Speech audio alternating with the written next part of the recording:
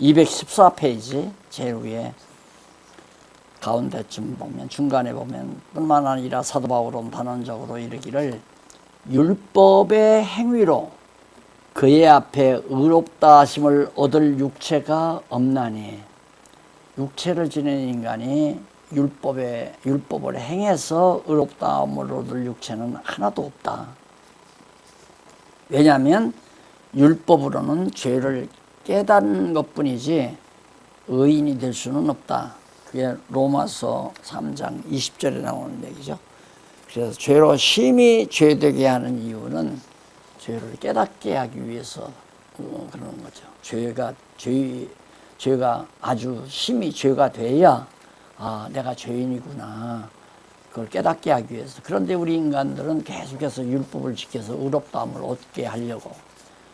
우리 목사님들은 성도들이 율법대로 살아서 의인이 되게 하려고 애쓰는 게 한국교회 목회 아니에요.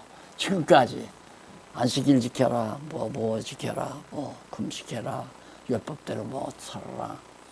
특히 이제 십계명 같은 것들은 찬송가 뒷장에다가 딱 붙여놓고 그대로 행하게 하려는 것이. 그렇게 해서 의롭게 살게 하기 위해서 노력했지만 성경은 도리어 우리를 율법으로 말미암아 죽여가지고 율법을 심히 죄되게 해서 죽여서 이제 거듭나게 하려고 하는 것이 이제 하나님의 섭리였는데, 자 성경 그런 이유의 내용은 많은데 제가 이 부분에서 어떻게 앞에 갈라디아서도 나오네요. 성경 구절 나오는 데를 그냥 제가 지나쳤네요. 그 213페이지 한번 또 볼까요? 갈라디아서 3장 21절 21절 거기 보면 각주가 253번 각주가 어떻게 제 눈에 잘 안 띄네요. 맞죠? 밑에 부분에 있네요. 밑에서부터 제일 아래서부터 네 번째 줄. 도리어 반문에 앞서 사도 바울이 성도에게 이르기를 만일 능히 살게 하는 율법을 주었다면 의가 반드시 율법으로 말미암았으리라. 이 말은 뭐예요? 죽게 하는 율법을 주었다 이거죠. 죽게 하는 율법.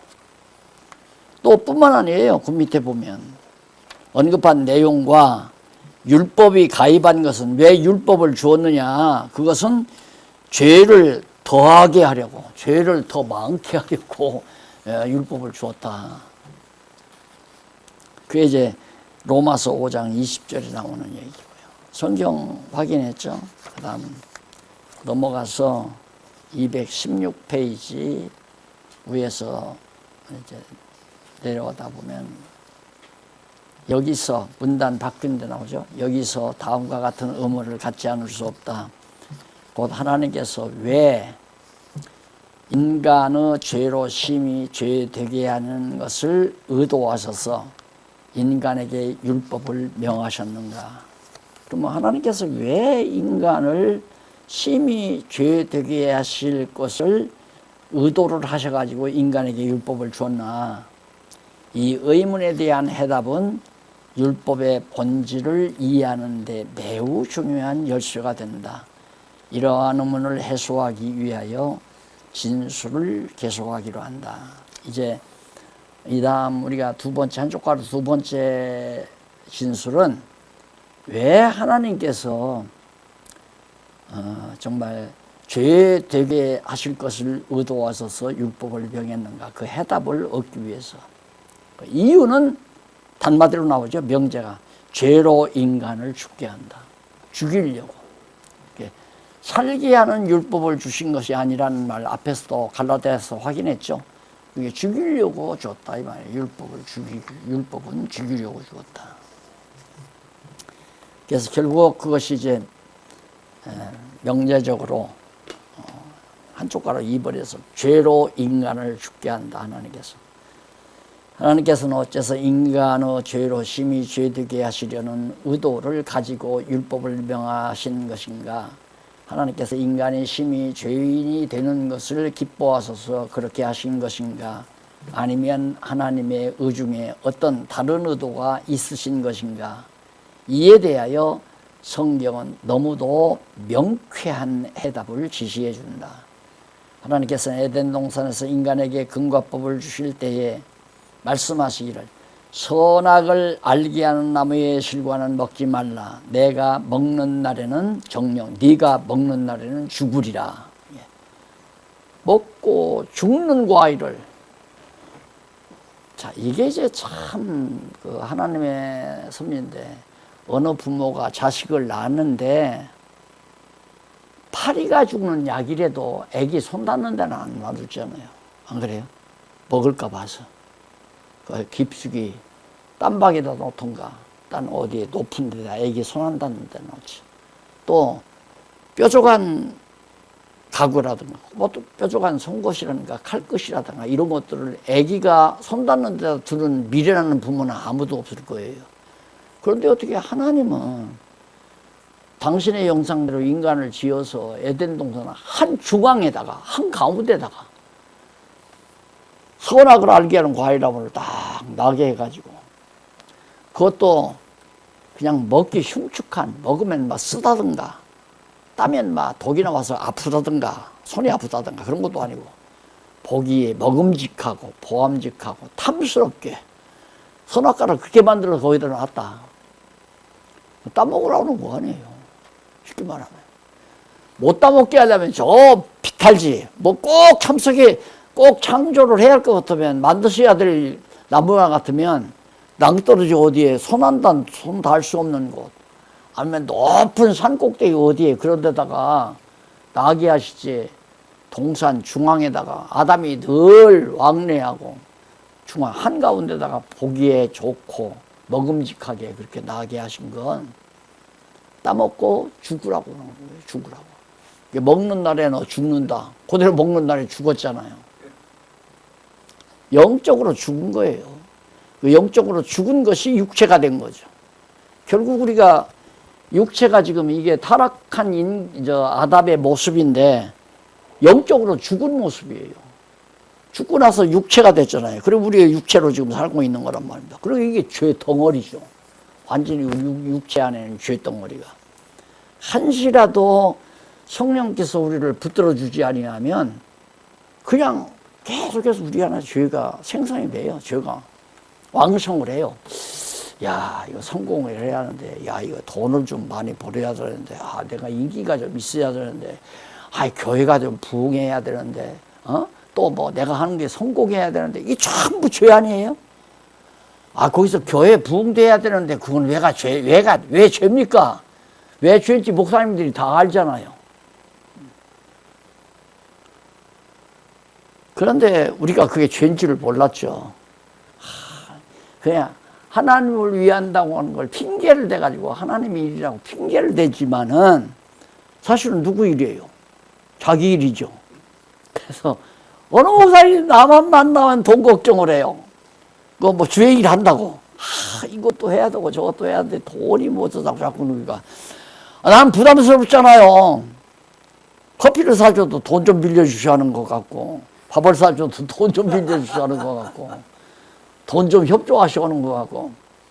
그래서 내가 하트 샀다면서, 목사님, 누구 일 하려고 그런 거예요? 그래서 그렇게 물었어요. 누구 일 하시려고요? 그러니까 하나님 일 하려고 하는 거예요. 하나님 일 하려고 하는데 왜 목사님이 걱정을 해요? 그런가요? 이치에 안 맞잖아요. 자기 일 하려고 그런 거예요. 자기 일 하려고. 하나님의 일이 아니죠. 하나님의 일 같으면 내가 하기 싫다고 내가 안 하면 하나님이 보실 때 나를 꼭 시키려고 정해놨는데 이 자식이 매일매일 게으름 부리고 안 한다 이거예요. 가만 놔두겠어요? 뒷밤이라도 때려서 시키죠. 안 그래요? 그러니까 하기 싫으면 그만둬라 이거예요. 나 목회할 때 그랬어요. 집사하기 싫으면 그만둬. 장로도 그만두고 하기 싫으면 하고 싶으면 하시라고. 왜 그렇게 얘기할 수 있냐면 장로일, 목사일이나 뭐 집사일이나 권사일이 자기가 하나? 하나님께서 마음에 소원을 주어서 사명을 주어가지고 열심을 주어서 하나님께서 성령의 능력으로 하게 만드는 거니까 왜 하기 싫은가? 뭐 수입도 없는데 무슨 나 그 일 안 할 거야.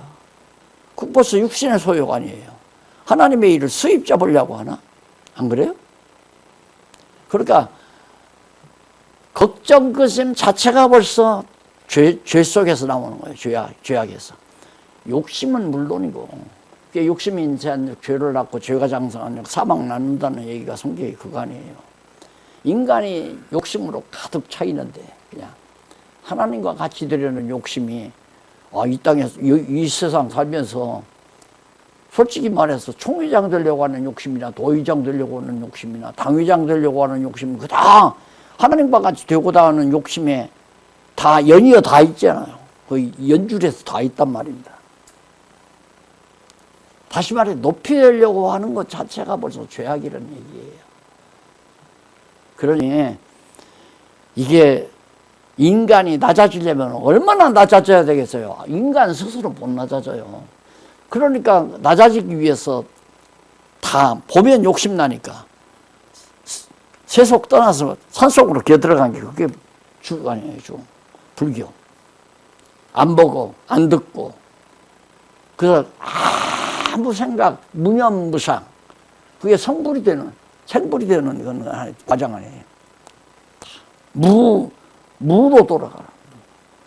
엄밀히만 하면 뭐 허무주의라면 그 사람들은 듣기 싫어하지만 허무주의나 불교의 무서상이나 뭐가 다름이 있어요. 똑같은 거지. 그래야 생불이 된다는 얘기죠. 왜? 보면 욕심이 나고 하고 싶고 뭔가 드러내고 싶고 자기 자랑하고 싶고 이게 인간의 본질인데 그러니까 난 처음에 목사님들 저 왕성교회에서 목사님들 오셔서 목사님들이 이렇게 오셔서 공부하신다니까 하지 다음에 한 번도 안 하면 나 안 하면 그만이에요. 오늘 여기도 마찬가지지. 목사님들 오시니까 한 분만 오셔도 해요. 한 분만 오셔도. 내가 밥 사드리면서 하지. 명예 얻으려고 그러나요? 너무 좋으니까 같이 나누고 싶어서 하고 싶은 열정을 하나님이 주시니까 하는 것 뿐이지 소득이 되면 열심히 내고 소득이 안 되면 게을러지고 그거 아니죠. 그러니까 하나님의 일이라면 걱정 것이 말고 되는 일, 되게 하신 일이나 열심히 예를 들면 하나님께서 그냥 한 400~500명 되는 교회 하나 부인 가게 하면 내가 열심히 하겠는데 400~500명 그만두고 목사님하고 사모님하고 두 사이에서 태어난 아들 하나라도 앞에다 놓고 정말 땀 흘리면서 열심히 하나님 말씀 가르치려는 열정. 그 아들놈이 돈 있어서 사례금 주겠어요? 그거 없이 그 열정이 나와야 그것이 아버지의 사랑에서 나오는 열정이거든요. 그 일을 하면 되잖아요. 그 일을. 그래서 내 얘기를 자꾸 해서 안 됐지만은 저는 처음에 말씀을 좀 깨닫고 나니까 모든 사람이 이렇게 안 가르치는데 성경도 모르고 물으면 모른대요. 목사님한테 물어도 모른다고 하고 신학교 가서 교수님한테 물으니까 나는 아직 모르니까 당신이 연구하시오 그러는데 참 열통 터지더라니까.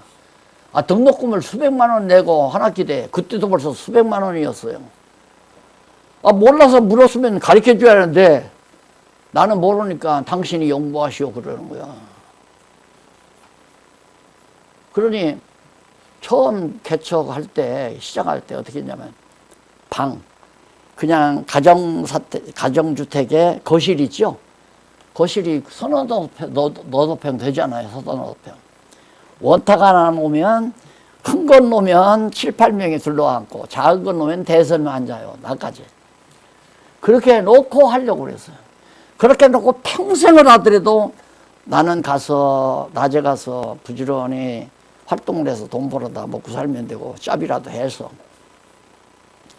그리고 약속해서 시간 되면 5~6분이나 오면 둘러앉아서 같이 따끈하게 차 마시고, 여기 장로님들 과일 다과 준비해 놓으시는데, 저런 식으로 딱 해서 놓고, 차 마시면서, 담수하면서 성경 딱 펴놓고, 읽어가면서 쭉쭉.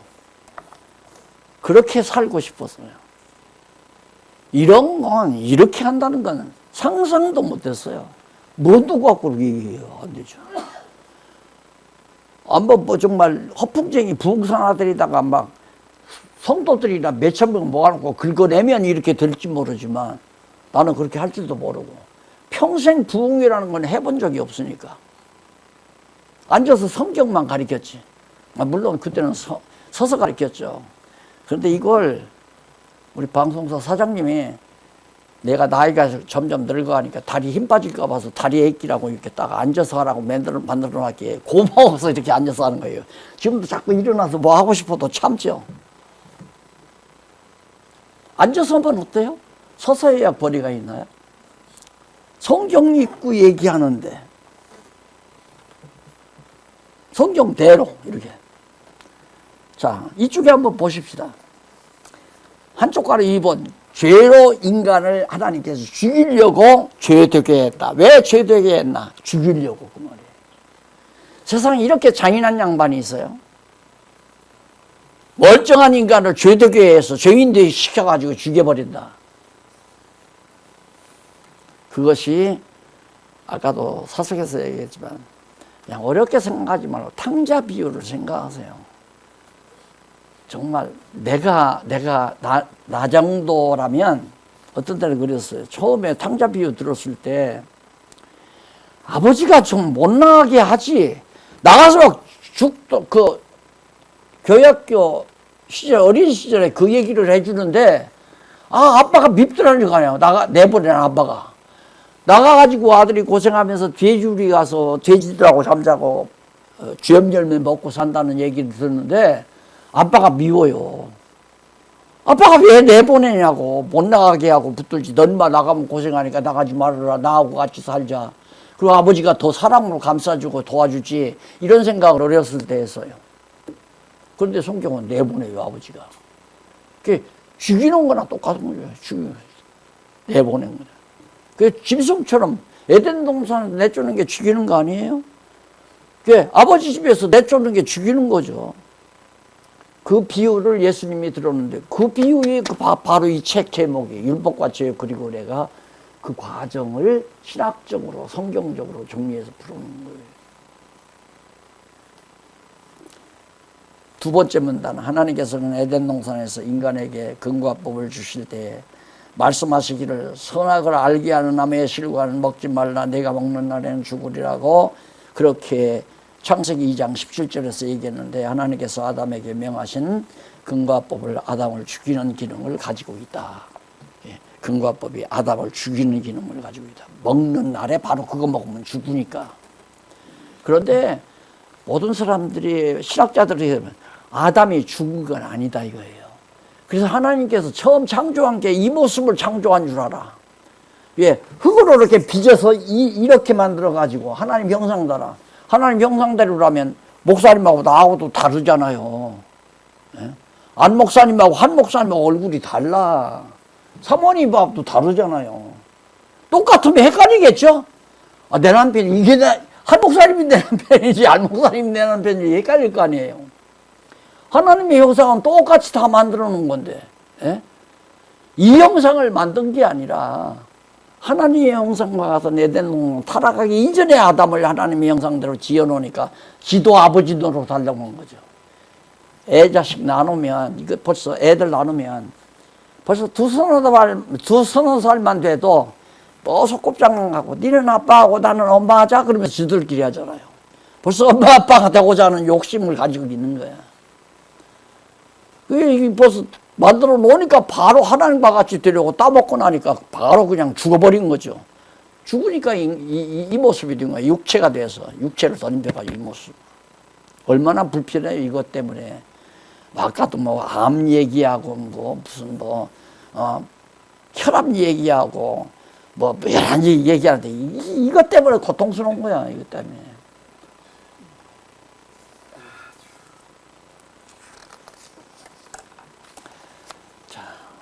이쪽에 이제 좀 내려가서 보면 위에서부터 217페이지 위에서부터 일곱째 줄 앞부분에 보면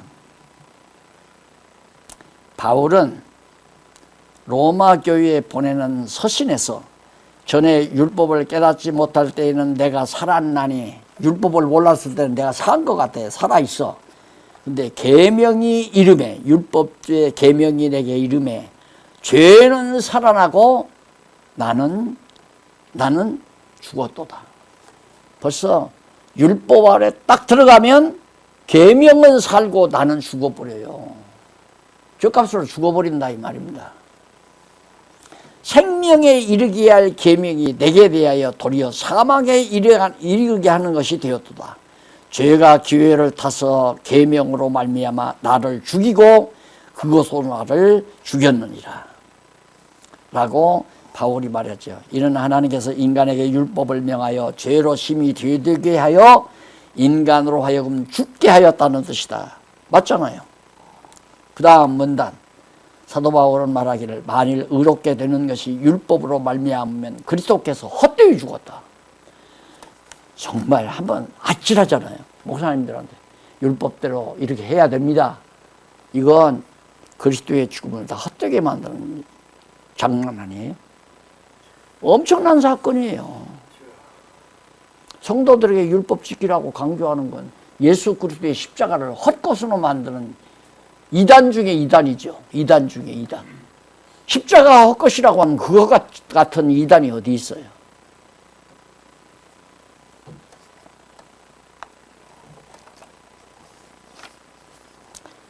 자, 그것이 바로 갈라디아서 2장 21절에 나오는 얘기죠. 그 다음 넘어가서 218페이지에 보면 위에서부터 다섯 번째 줄. 사도 바울이 이르기를 율법의 행위로서는 의롭다함을 얻을 육체가 없느니라고 바로 로마서 2장 16절에서 앞에서도 상고했죠. 이는 하나님께서 어느 누구라도 자기 스스로 지켜서 의롭다함을 얻을 수 없는 율법을 인간에게 주신 이유를 그리스도의 대속의 죽음에서만 찾을 수 있도록 하신 것이다. 예수 그리스도의 대속의 은총을 힘입지 않고는 어느 누구도 영적으로 살아서 영생에 이를 수 없도록 하기 위해서 하나님의 율법을 주었다. 그러니까 믿지 아니하는 자들, 거듭나지 못한 자들 다 율법 아래 가두어 있잖아요. 율법 아래서 건져 안 내요. 율법 아래 갇혀서 전부 율법의 종로로라고 사는 거죠. 살았으나 실상은 다 죽은 거죠. 율법 아래 있는 자들은 살았으나 실상은 다 죽어버린 자. 그렇다면 인간이 죽게 되었기 때문에 예수 그리스도께서 죽으셨는가? 아니면 예수 그리스도께서 죽으시기 위하여 인간이 죽게 된 것인가? 자, 다시 말해서 우리가 죄를 범하고 죽었기 때문에 예수님을 통해서 구원해 준 것인가? 아니면 예수님을 통해서 구원해 주기 위해서 하나님께서 우리를 죄로 말미암아 죽게 하신 건가? 이 대답도 헷갈리죠? 이제 지금 와서는 헷갈리지 않죠? 당연하죠. 그래서 신학자들에게서 놀이되는 내용이 이거예요. 만약에 아담이 타락 안 했으면 예수님이 오셨겠나? 이것 가지고 이제 문제가 있어요. 근데 해답이 없어요. 어떤 학자는 타락 안 했는데 예수가 뭐 들어오냐? 타락했기 때문에 오셨다. 그 말이 합리적인 것 같잖아요. 원래 합리적이죠. 타락했기 때문에 오셨다. 그러면 타락 안 했으면 안 오셨냐? 물론 안 오시지. 이렇게 주장하는 게 보편적인 상식적인 사람들이야, 학자들이야. 그런데 생각을 골똘히 하는 사람은 그러면 하나님은 인간이 어떻게 하는 데 따라서 할 수도 있고 안 할 수도 있고 이러는가? 맞잖아요. 그런 의문이 생길 거 아니에요. 그건 아닐 텐데 하나님이라면 인간의 행위에 따라서 이렇게도 하고 저렇게도 하시는 분이 아닐 텐데. 그러면 하나님께서는 이미 예수 그리스도 보내서 구속시키려고 인간을 죽이셨다. 선악 갖다 먹고 타락해서 죽게 만들었다. 이 말을 못하는 거예요. 왜? 성경을 모르니까. 성경에서 확인이 안 되니까. 그러니까 그게 영원한 비밀이죠. 신학계에서 그 얘기 못해요.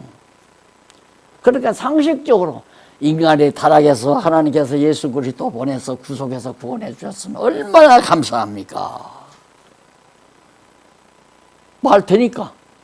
그냥 성도들에게 그렇게 얘기한 것으로 얼버무려 지나가는 거예요. 그러면 나 같은 까다로운 사람이 그런 교수님에게, 교수님, 그러면 인간이 타락 안 했으면 예수님이 안 오시나요? 타락했는데 뭐로 오셔? 그럼 하나 더 물어보죠. 묻고 들어가는. 그러면 하나님은 인간이 하는 일에 따라서 하나님이 그 뒤처리를 하는 분입니까? 나 모른다. 네가 연구해라. 결론 그거 배우더라고. 수천만 원 들여서 신학을 10년 동안이나. 그때 당시 수천만 원은 엄청난 돈이죠. 여기 가면 해결할까? 이렇게 공부하면 알아볼까?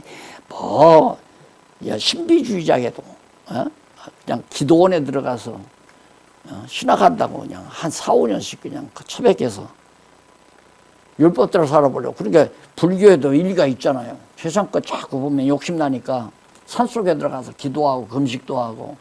그래서 열심히 수도를 하면 성자가 돼서 죄 없이 살 수 있다. 왜 책이 많잖아요. 성 어거스틴전이라든가 성자전들이. 애들 잘못 책 읽게 하면 나처럼 고생시킨다고. 아이들에게 책 한 권을 내는 걸 알아요.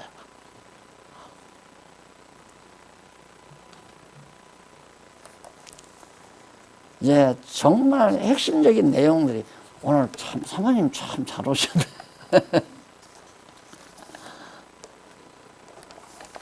자, 그래서 앞에서 218페이지 거기 보면요. 제일 밑에 문단에 보면 앞에서 언급한 모든 의문들은 기독교 세계관의 최종적이고 궁극적인 견지에서만 해소될 수 있다. 기독교 세계관적인 시각에서만 해소돼요. 그러니까 기독교 세계관의 요약이 뭐예요? 모든 것이 하나님께로부터 나와서 하나님으로 말미암아 역사가 진행이 되고 하나님께로 다시 그대로 돌아간다. 이게 세계관의 간략한 명제인데, 그런 세계관적인 구상 속에서 바탕 속에서 이해하지 아니하면 그게 이거죠. 이게 하나님이 죄 되게 하셔서 죽게도 하시고, 왜 은혜로 살게 하려고, 왜 은혜로 살게 하는가? 하나님의 영광을 보여줘 가지고 찬송하며 살게 하려고. 이 말은 찬송하며 사는 사람은 행복한 사람이에요. 이게 천국 생활이에요. 왜 천국 가면 다 찬송밖에는, 여호와의 이름을 찬양하는 것밖에는, 그게 천국의 찬양의 단마디는 할렐루야 아니에요. 여호와를 찬양하라. 할렐루야, 할렐루야. 이게 세계관 아니에요? 이 세계관적 바탕 위에서 밖에는 해답이 나올 수가 없다. 왜 죄되게 하나? 죽게 하려고. 왜 죽이나? 은혜로 살게 하려고. 왜 살게 하나? 은혜를 깨닫게 하려고. 왜 깨닫게 하나? 하나님의 영광 찬양하며 하나님 영광 그 계시를 보고 찬양케 하려고. 이제 다 끝났잖아요. 예? 더 모를 것도 없고 알 것도 없고.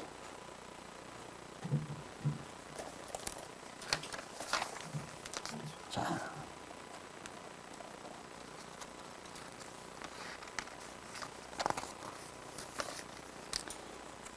이쪽 219페이지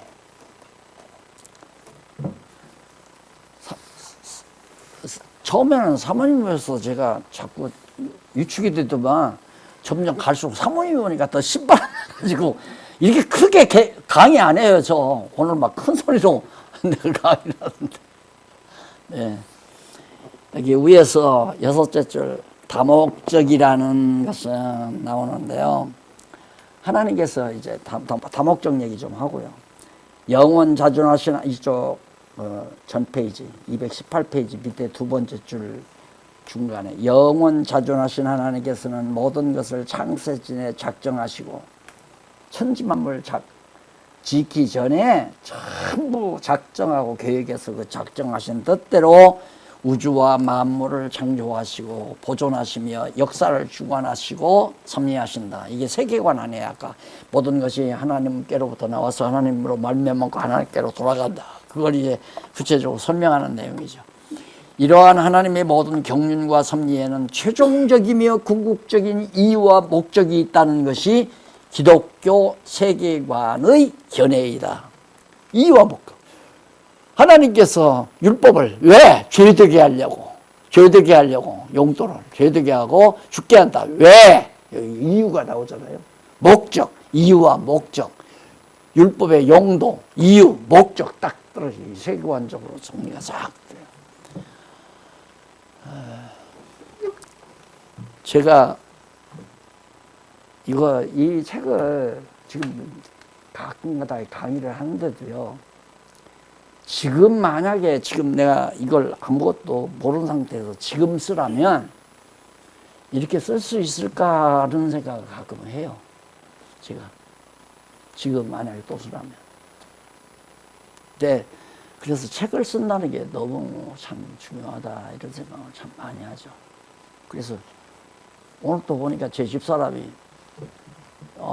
나보다 항상 늦게 일어나는데 항상 늦게 일어나서 내 밥은 내가 차려 먹다시피 해. 나는 일찍 먹어야 되니까. 차리다가 보면 나와요. 그때 미안하니까 빙긋이 웃으면서 나와요. 근데 오늘은 보니까 없어졌어. 자다가 일어나니까 시간 돼서 일어나니까 웬일인가 화장실 가는 없어요.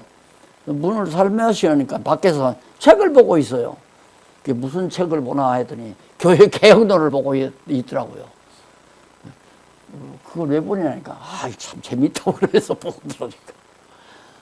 저도 가끔 봐요. 제 책을 제가 보면 내가 고민하던 시절 다시 생각이 나고 또 정말 그 감동이 다시 이제 새로워지고 이제 이러는데 아니 세계관을 바탕으로 한 결론이 빠져나왔으면 더 말할 게 없잖아요. 안 그래요? 그래서 이쪽 넘어와 보면 219페이지 이제 나왔는데 따라서 모든 의문들은 하나님의 경륜과 섭리에 대한 궁극적인 이유와 목적에 부합하는 선에서 해소되어야 된다. 세계관에 부합하는 해소가 됐잖아요. 깨끗이. 그래서 결국 성경 강론집을 그래서 이 방대한 작품을 그래서 시작한 거죠. 이게 이제 가장 성격이 풀리지 아니하는 가장 매듭들. 꼭 맺혀진 분들이 이제 율법 문제, 죄 문제, 은혜 문제라고 처음에 얘기했잖아요. 이게 세계관적 입장에서 깔끔하게 정리가 되니까 성경이 전체가 창세기부터 요한계시록까지 가지런하게 쫙 논리적으로 정리가 되죠. 그러니까 들어앉아서 그거 20년 동안 그 책을 쓰게 된 거예요. 그래서 다목적, 여러 가지 목적이라는 것은 어떤 종합적인 최종 목적을 이루기 위한 수단으로서의 간접적인 목적들이다. 다목적. 예를 들면 다목적 댐이 있죠. 저수지 댐을 할 때 다목적 댐이다. 다목적이 뭐 전기도 생산하고 농업유수로도 쓰고 수돗물로도 쓰고 그게 다목적 아니에요. 그러면 하나하나 보면 다목적이지만 종합적으로 보면 백성들의 삶의 질을 높인다는 거. 그러니까 백성들이 생활의 편이라고 하는 하나의 목적을 위한 다목적이 담겨진 거죠. 그러듯이 성경에 뭐 율법이라는 거, 죄라는 거, 은혜라는 거 각각 다 다르지만은 이 모든 것들은 결국은 하나님의 영광 찬양으로 귀결이 된다는 얘기예요. 이것뿐만 성경의 모든 게 마찬가지예요. 모든 주제들이. 수천 가지의 내용들이 전부가 다 다목적이지만 그것이 결국에는 여호와 하나님을 깨닫고 여호와 하나님의 영광을 깨닫고 그 영광 계시를 한 거니까 그 영광을 보고 찬양하는 그런 삶.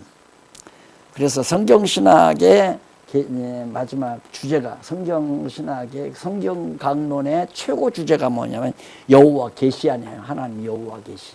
여호와 하나님을 계시하는 거다. 영광 계시죠. 하나님의 능력의 영광을 계시하는. 결국은 그 이전에 영광을 보고 인간들이 찬양하게 되는 거죠. 이 순서가 바뀌어도 되고 나는 이제 이게 성경신학 주제와 만나기 위해서 이렇게 해야 되는 거죠. 예를 들어 다목적이라는 얘기 거기 나왔고요. 그 밑에 나오는 문단 중간에 하나님께서는 만사 만물을 섭리하시는 데 있어서 궁극적으로 유일한 최종 목적을 이루기 위하여 섭리 과정에서 수단으로서의 여러 가지 목적을 이루어 가신다. 따라서 지금까지 언급한 하나님의 섭리와 관련된 의문에 대한 해답은 모두 궁극적인 최종 목적을 이루어가는 과정적인 방법에 부합하는 해답에 지나지 않는다. 지금까지 해답은 다 지엽적인 그거야 농사 지으려고 예를 들어 다목적 때문에서 농수로를 쓴다. 비가 안 오면 그 물 대가지고 농사 짓기 위해서 결론 다 난 게 아니에요.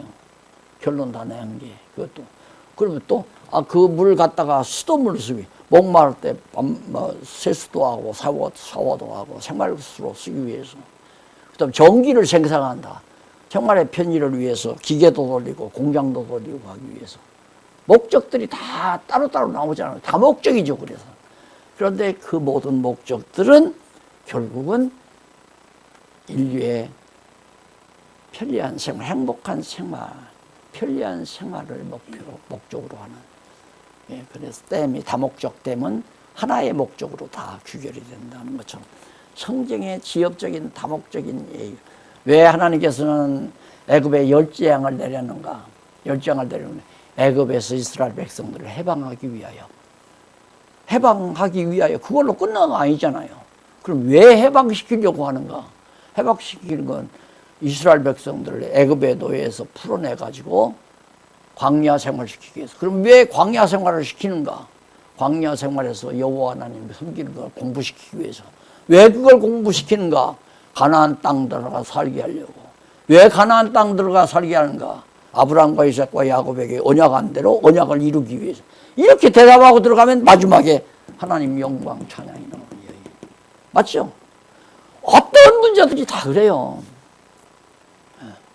그러니까 성경 공부를 이렇게 내가 원리적으로 딱 설명할 때 머리가 딱 정리가 돼버리면 그냥 아무 데 가서라도 성경 어디 펴놓고도 결국에는 여호와 하나님 찬양하고 여호와 하나님 경외하고 인류의 인간의 제일 되는 목적이 여호와를 경외하는 거. 최고하네. 여호와 경외한다는 거, 여호와 하나님 찬양하고 사는 게 경외하는 사람 아니에요. 성경 공부하고 나서 성경신학 공부하고 나서 아직도 염려하고 근심하고 걱정하고 욕심부리고 남과 싸우고 경쟁하고 정말 성공하려고 발버둥을 치고 이 난리 하는 건 공부 더 해야죠. 안 그래요? 좀 더 공부 더 해야죠.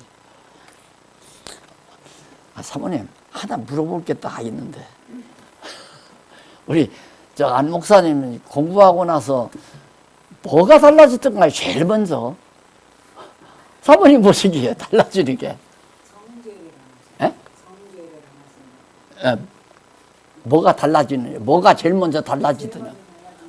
이제는 죽어도 영향이 없다고 말씀하시면서 하나님의 정죄를 말씀으로 많이 했거든요. 근데 그것이 없어졌어요.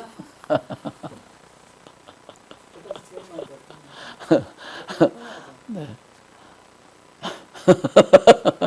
정확하게 말씀하셨네. 달라지죠. 다를 수밖에 없어. 이게 우리 인간의 제일 정말 어리석은 게 뭐냐면 진리를 모르는 게 제일 어리석죠. 하나님을 모르는 게 제일 어리석은 거예요. 뭐니 뭐니 해도. 서울대학 안 나온 게 어리석은 게 아니라 하나님 모르는 게 제일 어리석은 거예요. 하나님 모르면 이것도 모르죠. 이걸 알면 하나님을 안 거고, 아, 이런 하나님, 이런 하나님. 그러니까 하나님이 나를 죽여도 걱정할 거 없죠. 왜 죽이냐? 이렇게 하려고 죽이는 거니까. 안 그래요? 사업하는데, 안 목사님이 사업하는데 화사업이 왕창 망해서 죽은 거죠. 왜? 이렇게 하시려고. 결국은 찬송하고 행복하게 살게 하시려고 사업도 망하게 할 수 있고 병들어서 병원에 실려가게 할 수도 있고. 예. 인간이 이 육신 에덴 동산에 타락된 인간은 하나님이 그렇게 다루지 아니하면 안 돼요. 이스라엘 백성들 가나안 땅 집에다 놓고 좀 잘 살게 해주려고 하니까 이 망동 부리잖아요. 이방신 섬기고. 그래 한번 해봐라. 놔두면 진짜 이방신 섬기고 그래요. 그러면 또 막 두들겨 패죠. 막 이방인들, 이방 민족들이 들어서 막 땅을 점령하고 막 백성들 사로잡아가고 재물을 뺏어가고.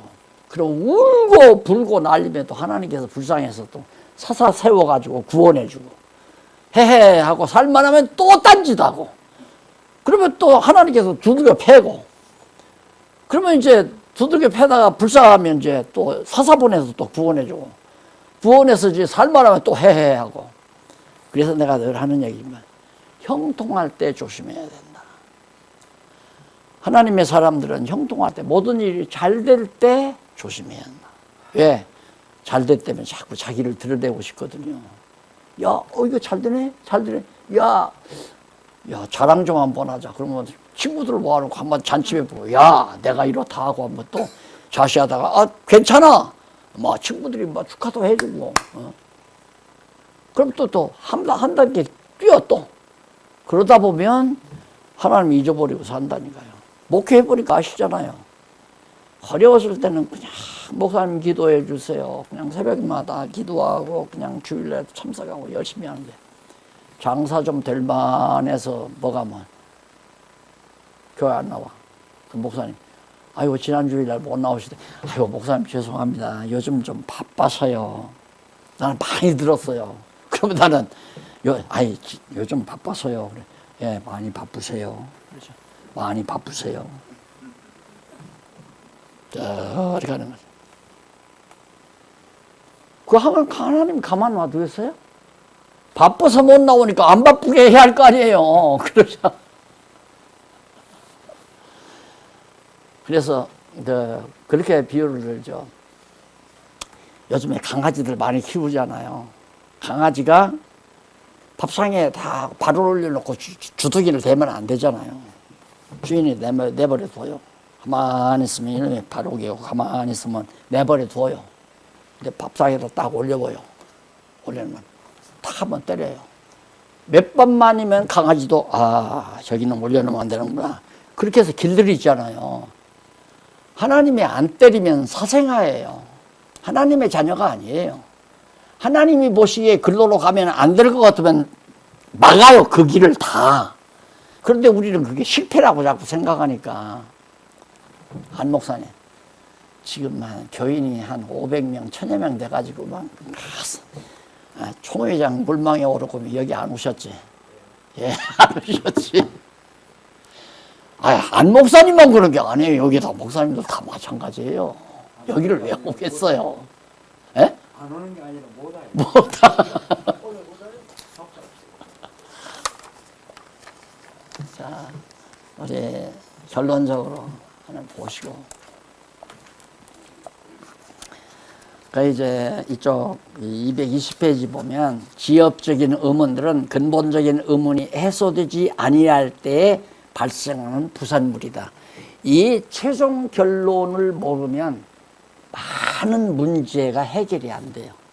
근데 이거 하나 정확하게 알면 성경에 또한 인생을 살아가는 데 있어서 문제될 거 하나도 없어요. 영어에 엑스큐즘이라는 말이 있잖아요. 엑스큐즘. 문제없다 이 얘기거든. 문제없다. 진짜 성경 깨닫고 나면 문제될 게 없어요. 아무런 문제될 거. 자식의 문제도 생활의 문제도 건강의 문제도 문제를 이렇게 하나도 없다. 그러면 스트레스 안 받는 거죠. 스트레스 안 받으면 행복한 거고. 왜? 찬송하니까. 이 최종 문제.